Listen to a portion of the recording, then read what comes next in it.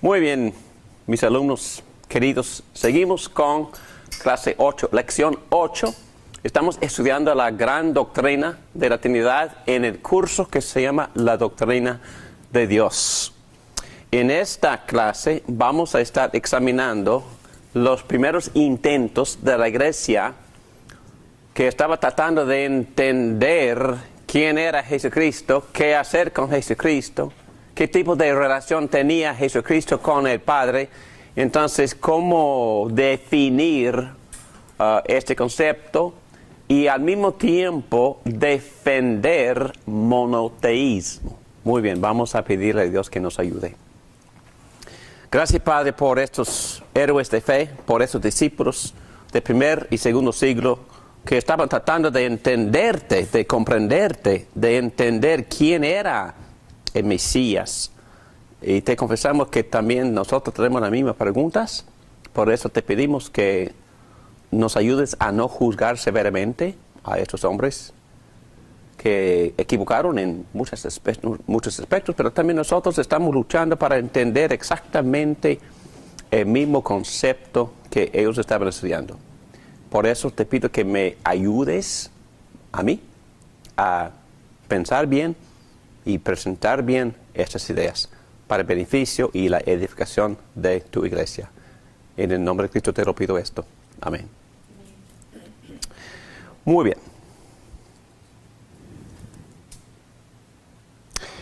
En esta clase vamos a estudiar las tendencias o los primeros intentos que la iglesia ejercía tratando de entender quién era Jesucristo.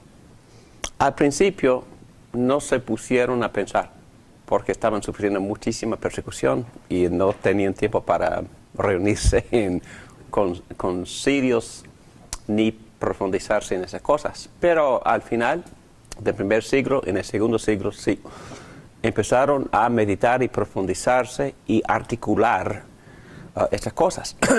Y la iglesia quería formular una idea, una doctrina acerca de quién es Dios, de quién es Jesucristo, quién es el Espíritu Santo y cómo se relacionan Padre, Hijo, Espíritu Santo. Entonces hicieron muchos errores, como si nosotros también tenemos muchas preguntas y también en nuestras conversaciones hacemos muchos errores en cuanto a estas doctrinas. Pero el gran desafío era de que la iglesia no tenía marco de referencia. Es decir, ¿en qué contexto estudiamos esas cosas? No tenían ese contexto, no tenían este marco de referencia, porque el Antiguo Testamento, según ellos, y hay que recordar que prácticamente todos los primeros cristianos eran judíos. ¿Y cuál era su marco de referencia? Monoteísmo. Porque ellos siempre estaban recitando el Shema.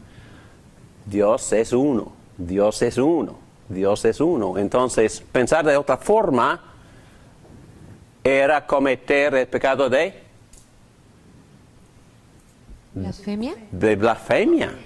Decir que otra persona es Dios, blasfemia. Decir que son dos dioses, idolatría. Entonces, hay que comprender, hay que simpatizar con su confusión. Y ellos se pusieron a estudiar. La iglesia debatía esas cosas. ¿Quién es Jesús? ¿Cómo se relaciona Jesús con Dios? También hay que apreciar la complejidad de estas cosas sin impugnar ni juzgar severamente a los que estaban buscando entender la verdad. Es que estos hombres no son malos. Vamos a hablar de muchas herejías, pero no se debe juzgarlos porque estaban tratando de entender, estaban haciendo de forma muy, muy sincera. Pero hay que recordar en este estudio las palabras de Pedro, que dijo hay que dice levantar las lomas de su mente. En otras palabras, él estaba diciendo que en inglés diríamos roll up your shirt sleeves. Las mangas. Las mangas, porque ya es tiempo para sudar y trabajar. Y quisiera decirles que esas cosas no llegamos a esas conclusiones con facilidad. Esas cosas no son fáciles. Y en verdad, acercarse a Dios y comprenderlo un poquito no es nada fácil. Hay que trabajar para conocerlo. Hay que trabajar para estudiar. Hay que trabajar para comparar un pasaje que revela una porción, algo de Dios, y también comparar ese pasaje con otro y llegar a una conclusión que es bíblica, tomando en cuenta todas las enseñanzas bíblicas. Porque lo que pasa es que la herejía siempre es enfocar en un solo aspecto de la enseñanza. Es exagerar un solo aspecto. Por ejemplo, estudiar que Dios es uno y no tomar en cuenta otros pasajes que enseñan la pluralidad de Dios. Herejía surge cuando enfocamos de forma exagerada en una sola enseñanza y no tomar en cuenta el contexto de mucho más información. Una preguntita antes que entre en materia. En el Antiguo Testamento, los judíos decían la palabra Padre, ¿se dirigían a Dios como Padre o no? ¿O eso empieza en el Nuevo Testamento? Como práctica nuevo. Se encuentra, porque dice en Isaías 7, ¿verdad? Pero no se dirigían como de costumbre a Dios como Padre, no. Que lo veían como Dios, algo como bien arriba y no tan... un padre es otra cosa, ¿no? Un padre es otra cosa, pero hay que recordar la naturaleza de la revelación. Estos conceptos estaban ahí, metidos, pero no tan claros. Así como, por ejemplo, textos donde Moisés se encontraba con Dios como un amigo, hablaba con Dios como un amigo, hablaría con un amigo. Entonces, hay textos que indican lo que ha de venir, ¿okay? Pero no en toda su gloria. Pero ahí está, pero como tú dices, no es la costumbre hasta el Nuevo Testamento llamarle así como de costumbre, Padre. Entonces, podríamos decir que Jesucristo fue el que mete la palabra Padre, porque Él todo el tiempo decía mi Padre que está en los cielos. O sea, de ahí clarifica quizás Jesucristo más la Trinidad, ¿no? No cabe duda. Es que la Trinidad no se entiende hasta la revelación de Jesucristo. Bueno, ahí estaba, porque hemos visto ya muchos textos como el ángel del Señor, por ejemplo, ese concepto que indica otra persona de la Trinidad, de Dios, que acompañaba al pueblo que cruzaba el desierto. Pero también hemos citado Salmo 110, versículo 1, donde con claridad, y el otro salmo donde dice, Dios te ha ungido y ha establecido tu trono, Dios. Entonces, ese tipo de texto. Pero los judíos, habían como, no muchos textos, pero no estaban enfocados ellos en esos textos. Estaban enfocados en los textos que siempre enseñaban la singularidad de Dios. Pero, otra vez, me repito, la revelación de Dios es progresiva. Y nada o muy pocos conceptos salen a la luz con la abundancia de claridad hasta que Cristo se revele en el Nuevo Testamento. Y luego viene el Espíritu Santo y todo se ilumina.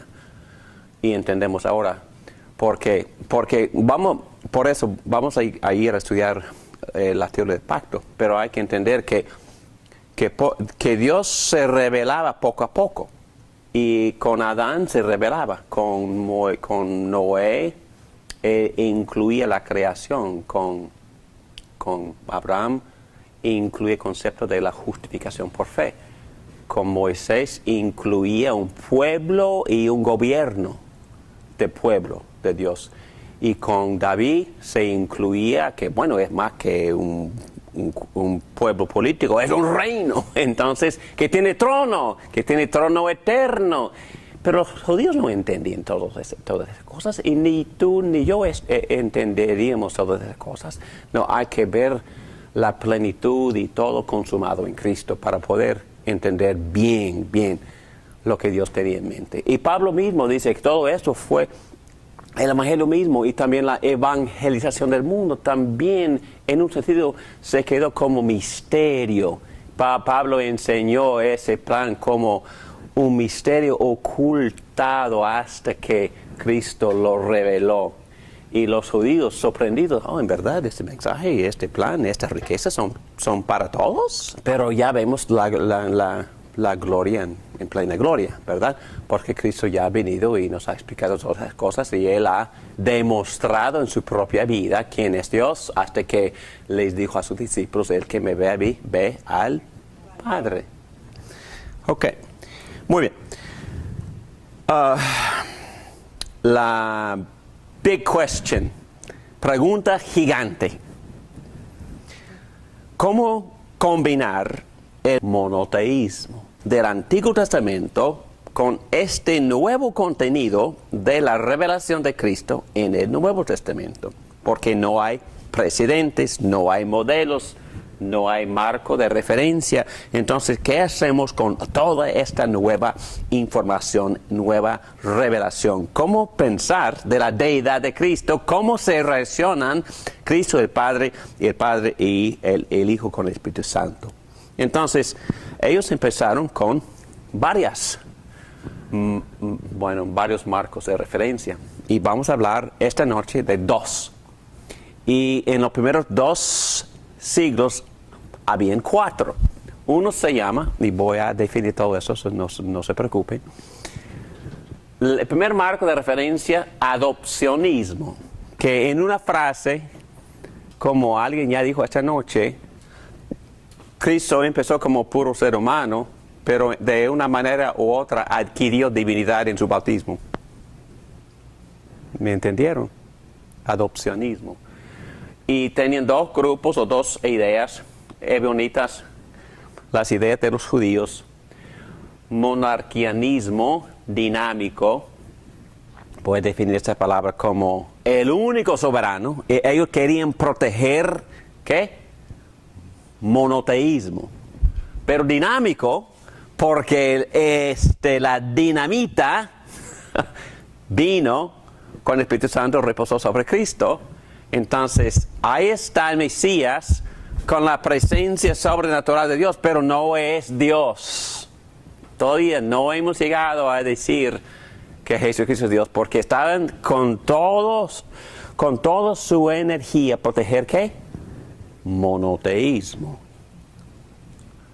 Y luego identidad.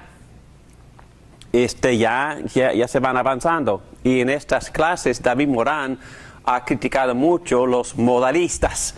Pero en verdad ellos estaban avanzando, estaban acercándose a la verdad. Por lo menos ellos dijeron que Dios y Cristo son idénticos, pero no estaban muy lejos del concepto de la Trinidad. Okay. Y luego distinción es que otro énfasis, pero también otro error, porque enfatizaron las diferencias. Hay 3 personas distintas, llegaron a casi 3 dioses, pero no tocamos eso en otra semana. Y luego derivación, y alguien mencionó el versículo donde Jesús dice que el Padre es superior a mí. Ok, pero hay que estudiar bien ese versículo para entender lo que Cristo quería decir.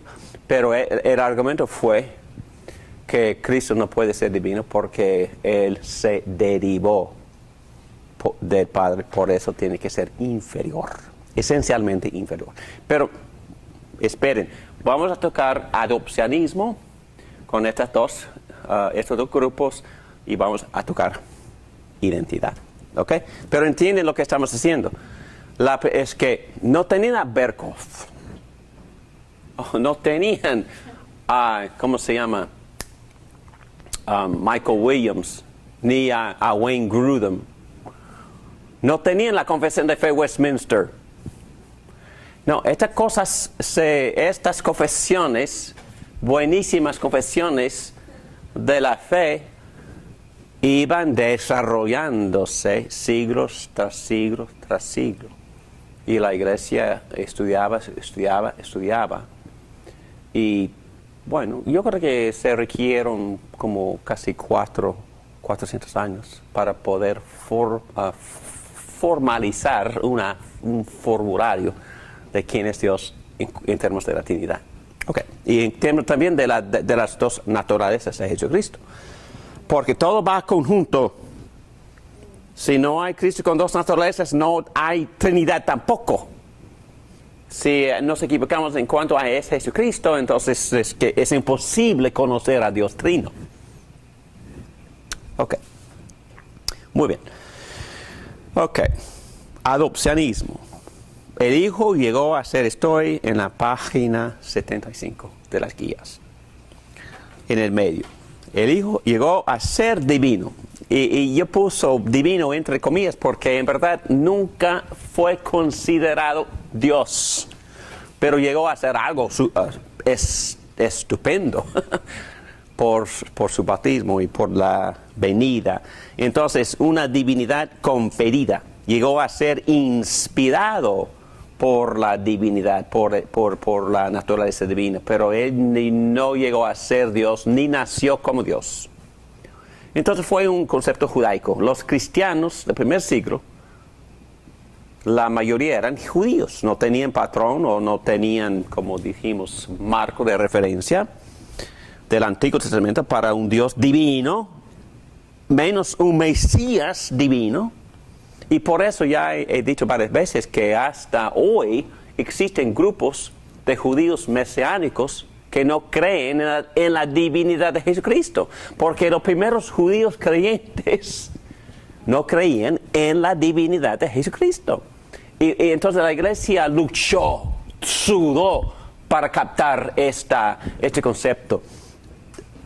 Una pregunta, no creían en la divinidad de Jesucristo, pero creían que había resucitado. Uh-huh. O sea, ¿sí creían en la resurrección? Claro, por eso eran creyentes. Y por eso hay que tener mucho cuidado en juzgarlos severamente, porque eran creyentes, de verdad, eran creyentes, hasta que se dieron por su fe. Pero no eran avanzados teológicamente, es que no habían leído Berkhoff, por eso. Entonces es que hay que tratarlos con mucha delicadeza. En este tiempo ellos estaban esperando un libertador como David, no aceptaron a Jesucristo como divino por esa razón, esperaban otro rey, otro tipo de rey. Sí, fue la razón por la cual ellos rechazaron a Mesías. Estoy hablando de personas que sí aceptaron a Cristo como su Mesías. Cristianos, estoy hablando de cristianos en general.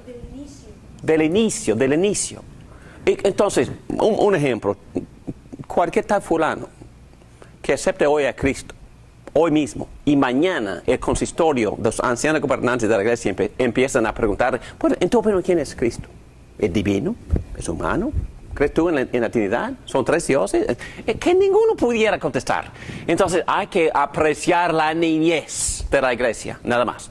Porque ni habían tenido tiempo para pensar en esas cosas, porque había tanta persecución, estaban luchando para sobrevivir, escaparse con sus vidas.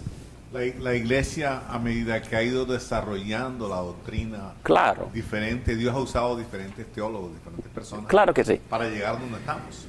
Y hay que darles crédito a estos teólogos por haber empezado, por haber empezado a pensar en esas cosas. Y ellos no tenían todo correcto al principio, nada más. Vamos a seguir adelante. Muy bien. Entonces, los ebionitas mayormente eran judíos y tenían tres presuposiciones. Uno, monoteísmo. Dios es uno. 2, hay que tener cuidado porque todavía había muchísima creencia en la salvación por obras, así como existe hoy en día. Y ellos pensaban que la obediencia a la ley fue primordial y ahí uno pudiera ganar su redención. ¿Ok? Y entonces, Jesús fue interpretado por medio de la ley de Moisés. Y ellos pensaban que Jesús era hijo natural de José y María y que fue un super profeta. Un profeta, un ejemplar. Y él había venido para interpretar la ley y enseñarnos a vivir obedeciendo la ley y cómo guardar la ley. Porque ellos siempre tenían enfoque en la ley. Respetaban la ley, pensaban que la justicia pudiera ser ganada por obedecer la ley. Y Cristo vino como ejemplo. Y otra vez, volviendo a la clase de cristología, esa herejía existe hoy en día. Hay iglesias que enseñan que Cristo es un gran ejemplo.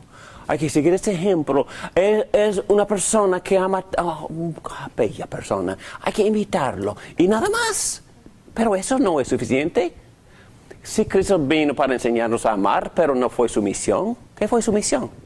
Salvar. ¿Salvarlos cómo? Entregando su vida en la cruz. Resucitando de la muerte para derrotar a todos sus enemigos.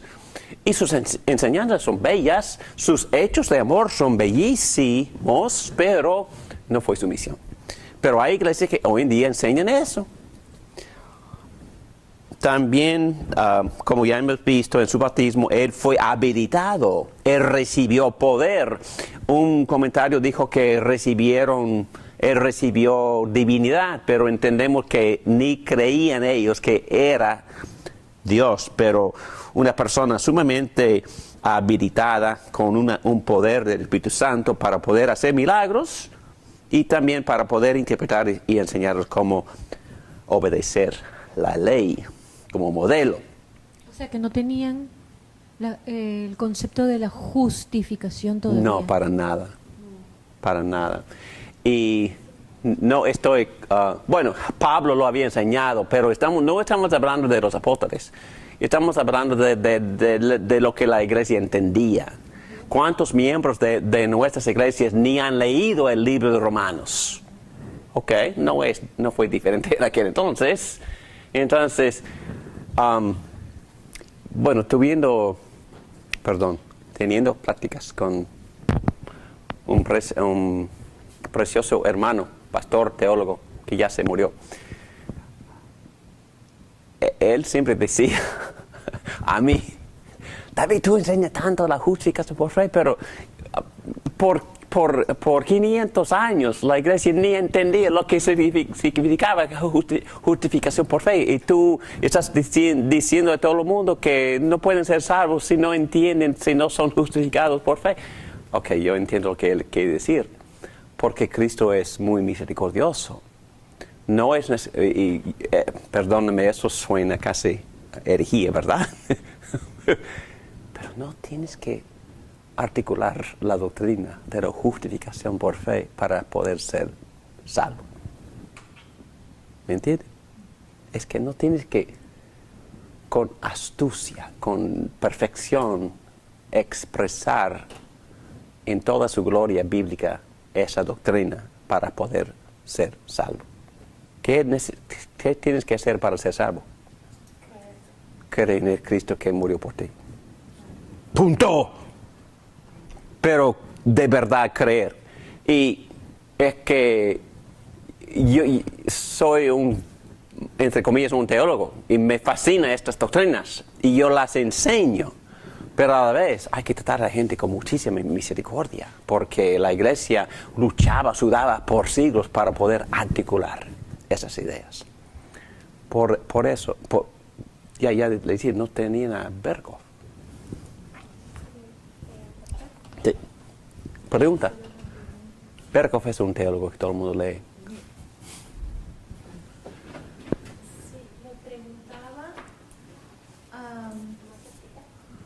Me preguntaba si ellos vieron la resurrección de Jesús, de ese profeta que deberían de, ¿cómo se llama? Que era un modelo. ¿Y qué significaba para ellos la resurrección? Otra vez, tengo que decir que soy ignorante. En verdad no sé la respuesta. Lo único que puedo decir es que ellos creían en Cristo. Y principalmente creían en Cristo por la resurrección. Creían que la resurrección fue la prueba de que fue una persona única, una persona sumamente especial, un super profeta, por lo menos un gran modelo. Hasta el Mesías había venido, pero para poder definir o articular con precisión lo que significaba la resurrección, no sé. Para ellos significaba que su héroe era vivo y también estaba en el cielo.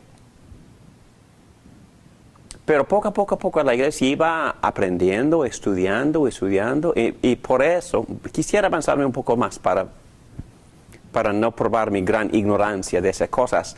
Pero lo único que estoy diciendo es que al principio no había libros de teología, estaban principiando, estaban tratando de compilar todas las enseñanzas.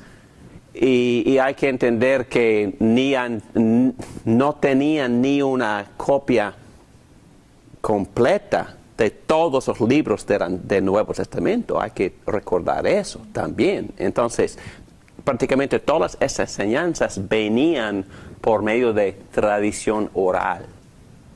¿Ok? Entonces hay que perdonarles mucho. Su relación con Dios era como muy dura, entonces, o porque no era como un padre. Depende del grupo, porque no hay nada cambiado, porque también habían varias sectas, ¿ok? Sectas, y también dependía de quién era mi líder. Si mi líder era muy exigente y muy severo, yo también iba a ser severo y exigente. Y por ejemplo, este grupo se apegaba mucho a los fariseos. Por eso ese grupo quizás fue uno de los más exigentes y más severos.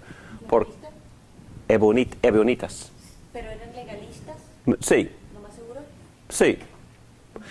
Pensaban que bueno, es una mezcla de ideas. Ellos creían en Cristo, pero no podían escaparse de la ley.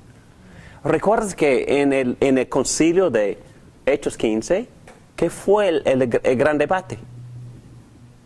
En Hechos 15. La primera asamblea de la iglesia, ¿qué fue el debate? ¿Qué debatieron? Debatieron qué hacemos con la ley. ¿Qué hacemos con las leyes ceremoniales? Porque habían apóstoles así como Pablo y Bernabé y Pedro que predicaban que la fe en Cristo salva. Y después vinieron lo que se llama judaizantes, que les dijeron a los mismos discípulos, no es suficiente, hay que ser circuncidado y hay que obedecer ciertas leyes ceremoniales también para ser salvado. Y entonces llegaron a este consejo y bueno, la verdad del evangelio reinaba, gracias a Dios. Pero fue un momento muy importante de la iglesia donde fue establecida la fe como el instrumento que Dios usa para salvar. Pero aún más adelante, recuerdas que Pablo, bueno, depende, algunos dicen que escribió Gálatas antes, otros dicen que después, pero de todas formas, el mismo debate reinaba en el libro de Gálatas, el primer libro escrito en el Nuevo Testamento, que fue el conflicto: ¿salvo por fe en Cristo o por fe en Cristo más obedecer las leyes de Dios? ¿Y qué respondió Pablo? Que los que enseñan otro evangelio, que Dios los condene. Porque la salvación no es por obras. Entonces, ahí tenían la enseñanza de Gálatas, pero ¿quién tenía copia de Gálatas a la mano? Es que no habían invitado a la prensa todavía. ¿Okay? Y las que copiaban muy, muy despacio. No, y por eso leer en voz alta fue sumamente importante. Y la mayoría de gente aprendía por escuchar. Entonces tenían memorias mucho más avanzadas de las nuestras. No estoy bromeando. Ok. Vamos a seguir adelante. Entonces, en otra palabra, eran atrinitarios y la herejía hoy en día son los unitarios. Este mismo pensar. Exactamente lo mismo. No creen ni en la divinidad de Jesucristo, ni en la divinidad del Espíritu Santo, y es puro Dios y puro amor, bla, bla, puro bla bla. ¿Ok? Pero lo que digo es que nada ha cambiado. Los mismos debates reinan. Los mismos del primer siglo en el siglo XXI, los mismos todavía existen. Entonces, otro concepto muy parecido, y esto fue, ebionistas, mayormente judíos, monarquianistas, eran gentiles y creían prácticamente lo mismo con algunas diferencias, presuposiciones. Simplicidad de Dios. Dios es simple, no tiene partes. Es un argumento filosófico. Si Dios es uno, no tiene partes. Y si tiene partes, solo una parte puede ser divina. Y entonces protegían monoteísmo. Dios es uno, hay un solo Dios, pero también eran un poco gnósticos. En otras palabras, vamos a ver que ellos tenían el concepto de que era imposible e irracional que el Espíritu Divino llegara a ser, o tocar, o llegar a ser humano.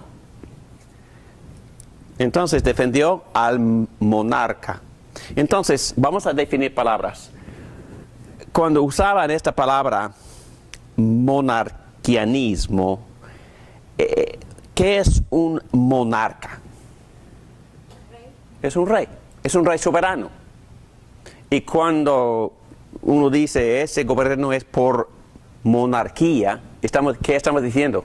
Que en ese gobierno, en ese país, existe solo un soberano. Y eso es lo que estaban diciendo. Existe un solo soberano, y es Dios. Y no es Jesucristo, ni el Espíritu Santo, es Dios. Es lo que estaban diciendo. Pero dijeron monarquianismo dinámico, porque ¿qué había pasado con Jesucristo? Lo mismo, en su bautismo, recibió el Espíritu Santo, en un sentido, recibió la presencia de la divinidad para poder hacer lo que hacía.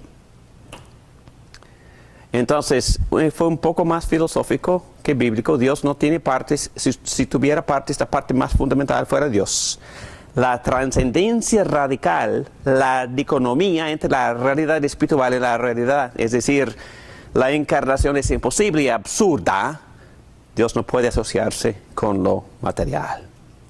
Entonces, Dios estaba dinámicamente presente en Jesucristo, pero no sustantivamente presente. Es decir, Cristo no ni llegó a ser divino. Y eso también es un concepto absurdo, porque un ser no puede cambiar su esencia. ¿Me entienden? Si Cristo es divino, es divino. No llegó a ser divino. Y no dejó de ser una cosa para llegar a ser otra cosa. Si es divino, es divino. Es divino ayer, hoy, para siempre. Es eterno. Si es divino. Una persona no puede llegar a ser divino. Ni nosotros nunca vamos a llegar a ser divinos. Nunca.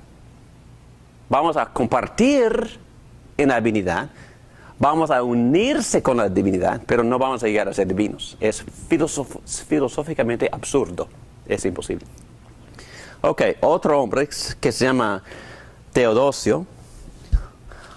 Bueno, casi llegando a 200, el año 200. Él dijo que Cristo es un poder impersonal que procede de Dios. Estamos todavía hablando de este concepto, monarquianismo dinámico. Él dijo que Cristo es divino, pero no es Dios. Entonces, por dunamis, ¿entiendes la palabra dunamis? En griego, dunamis es poder. Sí, en la palabra que sale es dinamita, ¿verdad? Como en el hebraísmo, Jesús era el hijo natural de José y María. Su misión de naturaleza, bueno, ejemplar y no redentora. Su misión era ser un ejemplo y no redimir. Cristo es virtuoso. Dios mora en Cristo, otra vez, la divinidad mora en Cristo. Cristo es poseído por Dios. Cristo es bendecido de manera extraordinaria de Dios, pero no es Dios. Están tratando, ¿ok? Están observando, tomando en cuenta la información bíblica, pero no estamos llegando a la conclusión necesaria. Negó la divinidad de Cristo diciendo que es un velo para el politeísmo. Entonces estaban tratando de proteger ¿qué?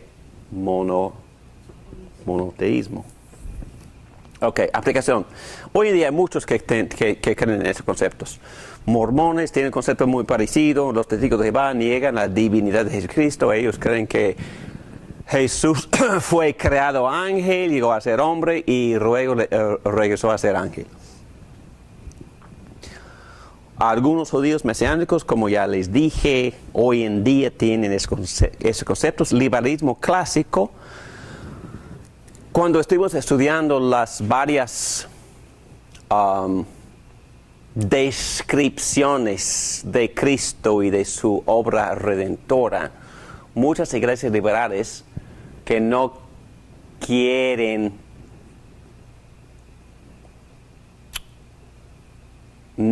admitir que Cristo es divino, no quieren aceptar la doctrina de una resurrección literal, ellos favorecen este punto de vista. Y no tienen un Dios de justicia, porque aborrecen la justicia. No creen en lo que se llama la propiciación, porque eso es una barbaridad, es un concepto barbárico. Pero les gusta la idea de que un hombre muy especial fue adoptado de forma muy especial y tiene la presencia divina y sirve como un gran ejemplo, ¿no? Es muy dulce. Y hay muchas iglesias que predican eso. Pero es una falsedad si tomamos en cuenta la información bíblica. Emergió en la historia de la iglesia como una categoría de pensar y muy parecida a la idea de arianismo. ¿Recuerdan ese hombre Ario? Entonces, ¿qué fue su idea acerca de Cristo? No era divino. No aceptó la divinidad. No aceptó la divinidad del Espíritu Santo. Es puro poder, pura energía. Y bueno, los testigos de Jehová, ellos son discípulos de él.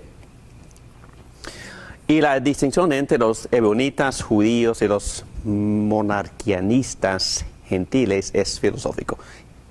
Entonces ya entienden que a su favor resistían politeísmo. Entonces no querían decir que hay 2 o 3 dioses, que fue su temor, ¿ok? Para no juzgarlos severamente. Estaban tratando de proteger algo bíblico, ¿ok? Número 2, identidad. Y aquí vemos lo que ya hemos hablado en varias ocasiones. Todavía es monarquianismo de modalidad y monarquianismo, ¿qué quiere decir? Un solo gobernador, un rey. Un solo rey, un solo soberano. No más, ni es Jesucristo, ni es Espíritu Santo, es Dios. Okay. Entonces, ahí vemos otra forma de ser monarquianista y a la vez proteger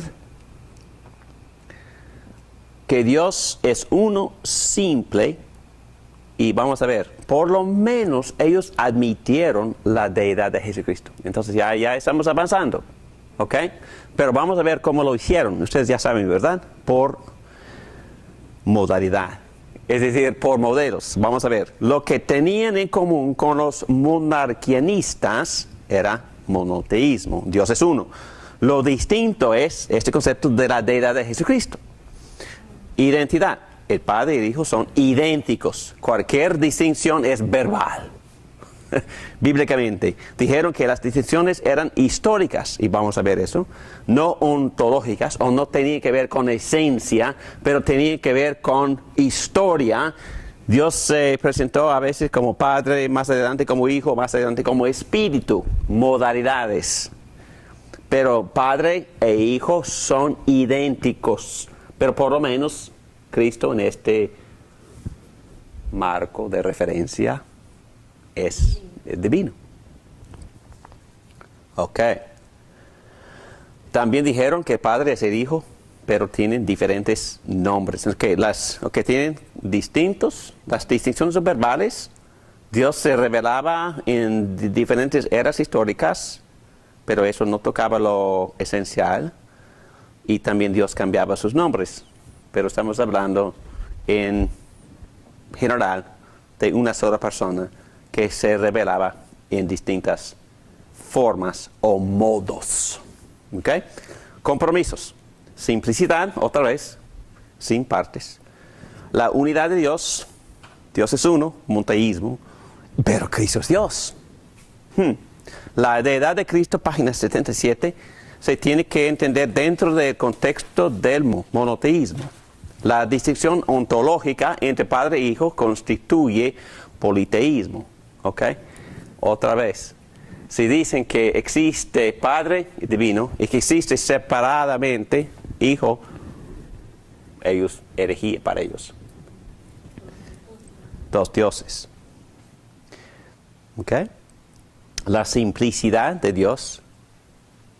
Ok, por lo tanto, hay acuerdo con Teódotos. Teodosio es la palabra, Teodosio. Con respecto a la doctrina de la Trinidad, entonces eran, en ese sentido, eran monarquianistas, creían en la simplicidad de Dios y la unidad. Esos conceptos son primordiales. De esa manera el Padre es el Hijo y el Hijo es el Padre. Ok, ya ven el error, ¿verdad? Ok, y por eso no vamos a tocar número 3 esta noche, pero entienden ahora por qué existe el número 3. Distinción. Sí, porque este grupo, al final, modalistas, dijeron que Dios Padre y Dios Hijo son idénticos.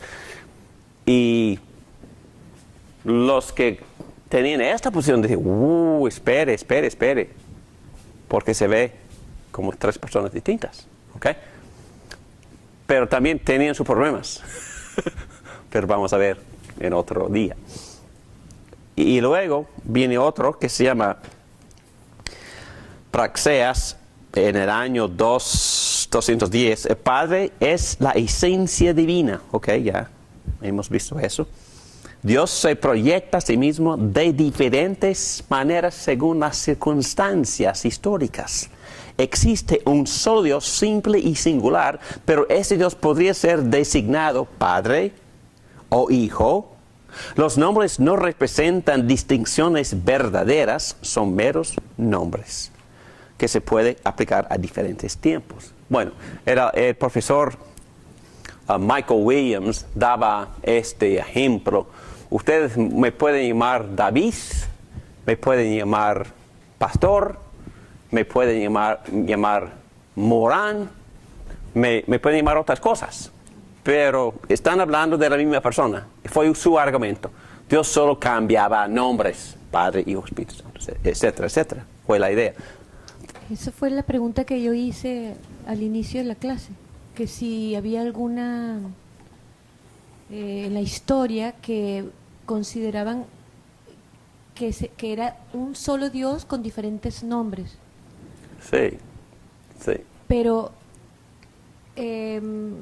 pero la palabra, o sea, las escrituras enseñan claramente que no es así, que son 3 personas. Muy, muy claramente, ¿no? Claro que sí. Y está el ejemplo del bautismo. Muy claro ese ejemplo. Y ellos mismos históricamente tenían problemas en explicar ese ejemplo. Admitieron que tenían problemas en explicar ese ejemplo. ¿Ok? Muy bien. Entonces, Cristo no es separado del Padre de ninguna manera. Cristo es el Padre hablando con una voz diferente. Y según Praxeas, la plenitud de Dios está presente en Jesucristo, es divino. Praxeas tenía una doctrina muy alta acerca de la deidad de Cristo. Por lo menos estamos avanzando. Cristo es divino. Cristo es Dios. Pero aquí tenemos Sabelio. Este nombre es famosísimo. Sabelio, el teólogo mejor conocido para el modalismo. Él enfatizó tanto la identidad del Padre y del Hijo que se pudiera decir que el Padre murió en la cruz. Si Cristo es Dios, entonces tiene que ser idéntico al Padre. De otra manera, no podría ser Dios, fue su argumento. Consecuentemente, si Cristo sufrió, el Padre sufrió, puesto que no hay ninguna división en la deidad. Y esto llegó a ser llamado patripassianismo. Patripassianismo, el nombre dado a la idea de que el Padre sufrió en la cruz. Esta idea llegó a ser muy popular en la historia de la Iglesia, pero tan popular que la Iglesia empezó a rechazar la idea y rechazar el concepto de modalismo. Sabelio, como Praxeas, intentaba defender la unidad de Dios, diciendo que Dios es uno, tal como la deidad del Espíritu Santo, sin caer en el politeísmo. Otra vez querían defender la idea de que Dios es uno. Defendió el monoteísmo y la deidad de Cristo, pero no llegó a la doctrina de la Trinidad. Sabelio preguntaba, ¿tenemos a un Dios o 3 dioses? Hizo su punto crear analogías. Recuerden que en la introducción dijimos que la Iglesia estaba buscando un patrón o un marco de referencia o un sistema por medio del cual entender la identidad de Cristo. Las siguientes son algunas de las analogías que la Iglesia usaba al principio para tratar de entender la relación entre el Padre, el Hijo y el Espíritu Santo. Y aquí les ofrezco como 4, y quizás son muchas más. Una analogía, ya hemos hablado del sol, ¿verdad? Hablamos de eso en la clase anterior. Pero estaban tratando de explicar cómo funciona. Pero todas estas, prácticamente todas, ilustran modalismo. Una analogía histórica. Sabelio dijo que también hay una distinción histórica. Se podría decir que Dios se distingue históricamente. Y usó la palabra en griego prosopon, o máscara. Sabelio usaba esta palabra que al principio se traducía máscara. Es decir, Dios ponía varias máscaras. Más tarde se traducía persona. Ahí vemos la evolución. Están llegando. Están llegando. Ahí vemos la evolución de la doctrina. En latín, persona, persona. El Antiguo Testamento, bueno, aquí tenemos. En el Antiguo Testamento Dios se revelaba como Padre, la deidad del Padre. En la era del Evangelio, o es decir, Nuevo Testamento, la deidad del Hijo. Dios tenía otro modo, otra máscara, otro nombre. La era de las epístolas, y ahora la edad del Espíritu Santo. Y otro nombre, otra máscara, otra prosopon. Llegaron al concepto de modalismo. Dios se revela históricamente por medio de diferentes modos. Dios se pone diferentes máscaras para poder jugar diferentes roles o papeles para hacer una variedad de operaciones. Y eso llega a lo que se llama la Trinidad económica, una analogía económica, funcional. Y creemos nosotros también en una Trinidad funcional, económica, pero no es toda la historia, porque creemos también en una Trinidad de tres personas que comparten la misma sustancia. Y no solo diferencian entre papeles o funciones. El Padre es el creador, y esas cosas son verdaderas, pero no son suficientes. El Padre es el creador, y en general entendemos al Padre como el que inicia, el que decreta, el que envía. Entendemos el papel del Hijo como el que ejecuta.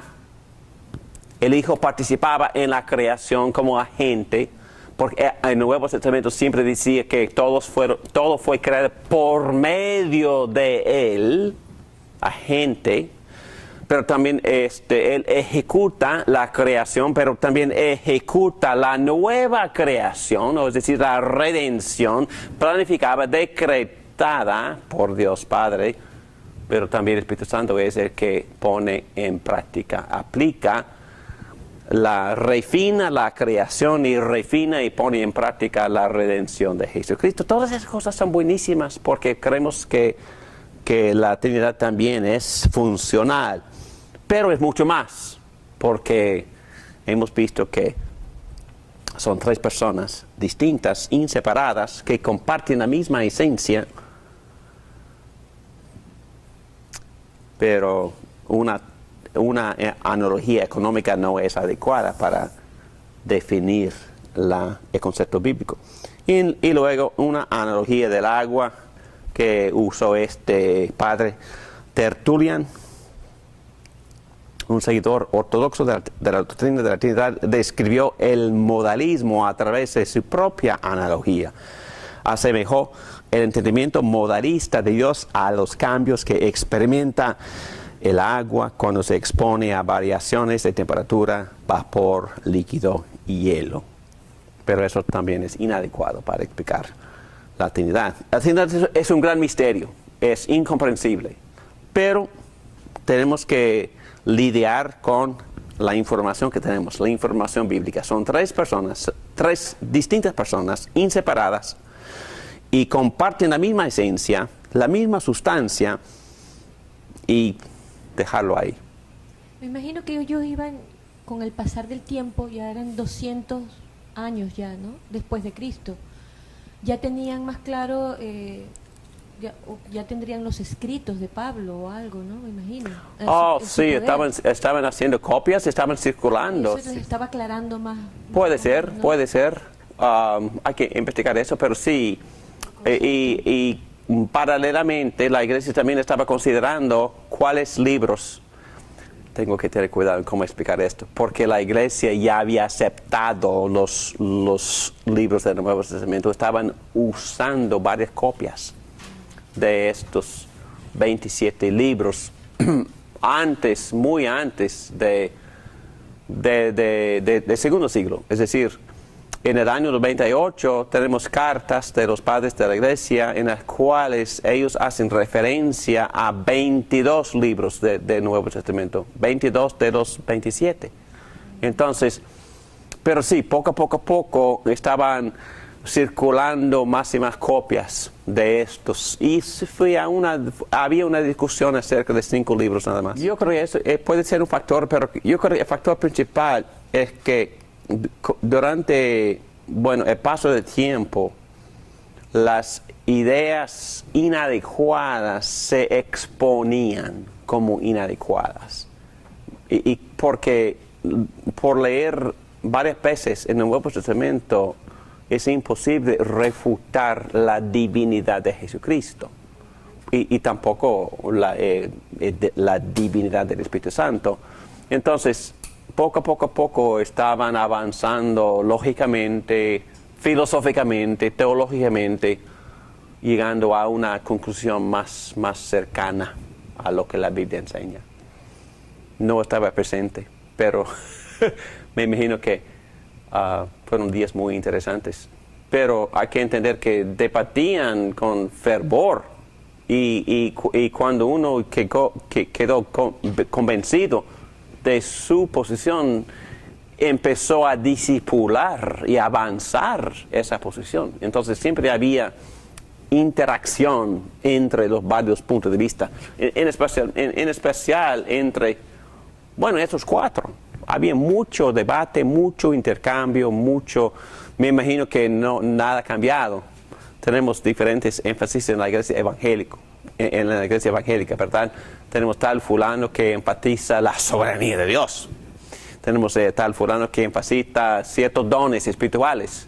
Tenemos tal fulano que enfatiza el libre albedrío del hombre. Y forman grupos, hasta denominaciones, basadas en estos énfasis.